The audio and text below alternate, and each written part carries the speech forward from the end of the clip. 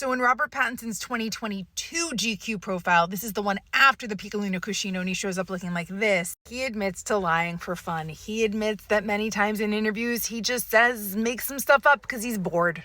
He admits to rewatching the interview that he did in 2011 with Matt Lauer, which he told a fabricated story about seeing a clown die in a little car explosion as a child. There was absolutely no hesitation at all in my voice, he says with a combination of pride and alarm.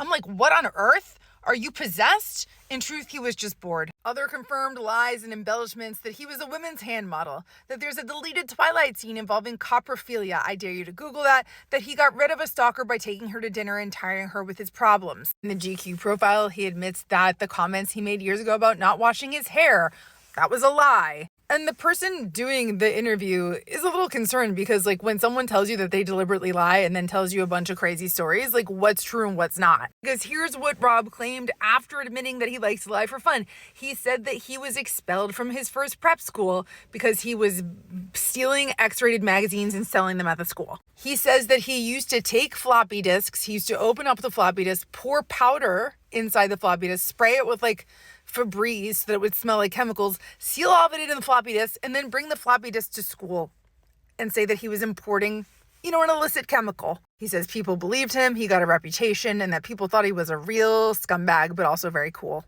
He says that he designs chairs, that he used to have a studio in London, but now he just makes little chairs out of clay, little maquettes, takes pictures of them and sends them to a designer he knows who helps get them built. The first one is an insane sofa, and it's inbound soon. He is consumed by chairs, thinks about them incessantly. When it came time to design the logo for his production company, he just kept sending people pictures of chairs. Now, we know this is true. He confirms it here.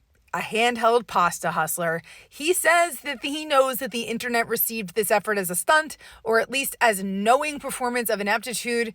He says, but I was fully actually trying to make that pasta.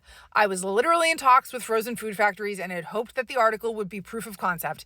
My manager was like, is this really what you want to do? You want your face on handheld pasta? You've got to go to Walmart and really sell it for potentially very little return. He laughs as though it were someone else's idea. And there was a part of me that was like, is there a world where this works? Please stay tuned because I will be making the Piccolini Cuscino this weekend.